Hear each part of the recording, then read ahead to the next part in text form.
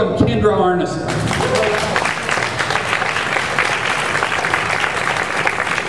Thank you.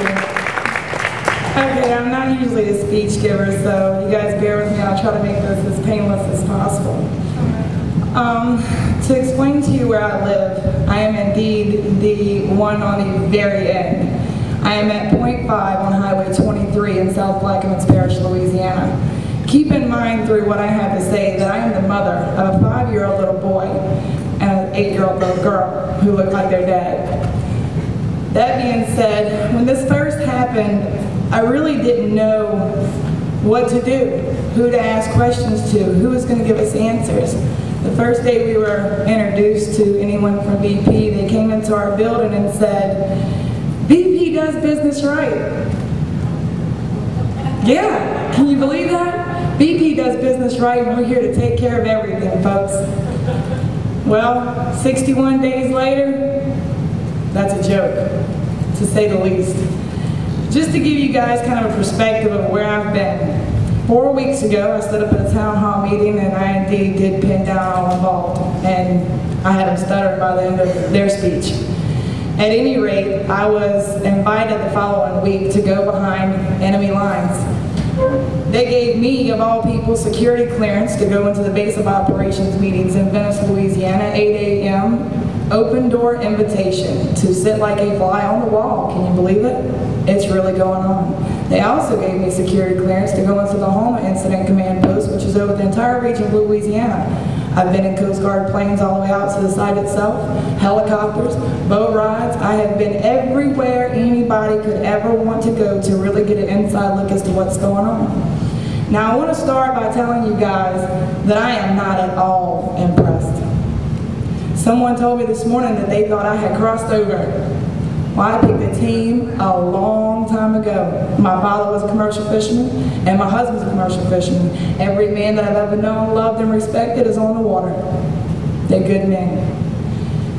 At any rate, for the past week, I've heard in the ops meeting, we need to cut costs.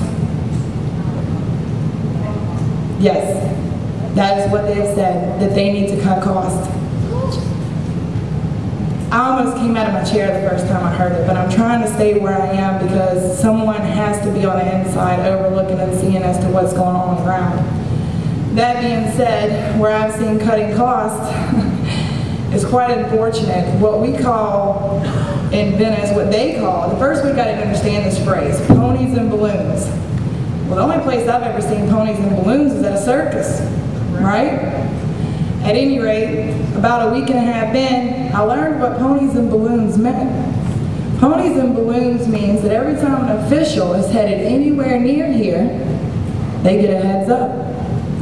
All assets are deployed into the hardest hit areas. The official comes in, flies over, good job fellas, pats them on the back. When the official disappears out of the hardest hit area, so does 75 to 80% of the response.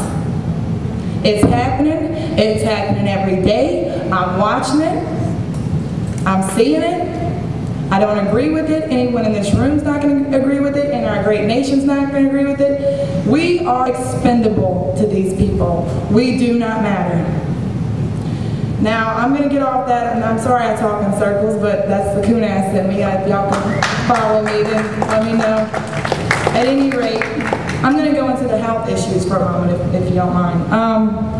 I sat through endless hours of meetings with BP's safety officers.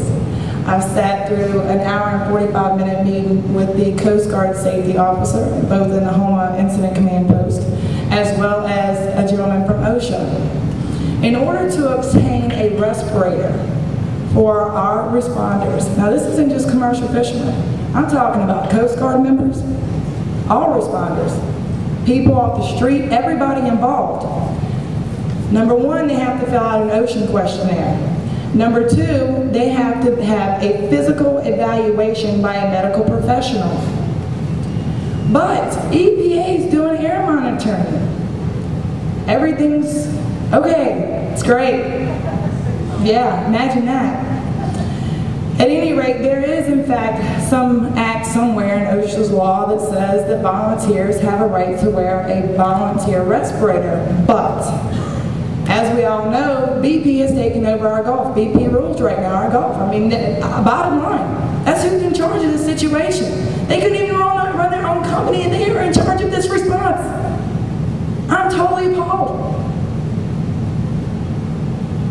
They can't wear a volunteer respirator because if they're not properly trained, BP's rules are they have to be properly trained in order to wear a respirator. Now BP said that they will provide the training and they will provide the respirator, but everything's okay. So they don't need to be trained and they don't need a respirator. And as far as the right to wear volunteer respiration, guess what? If you don't follow BP's rules, you don't have a job. And that's what they told me. Now, I asked them to discuss the 7 men that were brought, 1 by helicopter and 6 by ambulance. I asked them if they were at liberty to discuss that with me. And they said, yes, ma'am, we are. I guess these guys didn't realize who they were talking to. Number 1 response from Mr. Hayward was food poisoning. 4 different boats, all in way away from each other, food poisoning. Second response was heat exhaustion. Then, Wednesday a week ago, when I sat with OSHA and BP safety officer, the OSHA man informed me that all 4 boats took Pine Sol, sprayed it all over their boats, and then sat and breathed in the fumes all day long, and that's what caused the chemical poisoning. Hold on a second. I've been on boats all my life. I've been with captains all over the place. When we spray something on our boat, we wash it right off. If not, it eats the paint off the boat. We take care of our stuff. So that right there was just a blatant out lie. So then I asked him to throw one out of left field at him. I said, well, what about the people on 9/11? He said, it's funny you asked me about that, because I was working that job. We were following them around with respirators, begging them to put them on. And he actually pointed the finger at our New York firefighters. Yeah, he did. People who are dying a slow death as we sit in this room right now from chemical poisoning, pointed the finger at them and said that they turned around and gave him the 1-finger salute and said, we're not wearing a respirator, we're looking for our friends. Trained firefighters in New York? Are you serious? I wanted to just slap him in the face. But I was good. At any rate, you know, my children have broke out in 4 rashes. My child broke out in a rash the first time. I took her to Florida for 4 days. It magically cleared up. I brought her back. She broke out again. I left. She cleared up. Now today, she's broke out again. Not to mention that my beautiful, healthy, straight-A student, gorgeous daughter has a double ear infection, upper respiratory problems. I left and went to Baton Rouge, and as I drove back home, clearing the throat, the stickiness, the upper respiratory irritation. You know, the bottom line here is, this morning I contacted Miss Marla Cooper, who is District 9 Councilwoman for Plaquemines Parish. And Miss Marla has 3 grandchildren in our area, and she's just a great grandparent, a good mom, and I told her, Miss Marla, we have got to call for an evacuation of our area. We cannot allow our citizens to sit like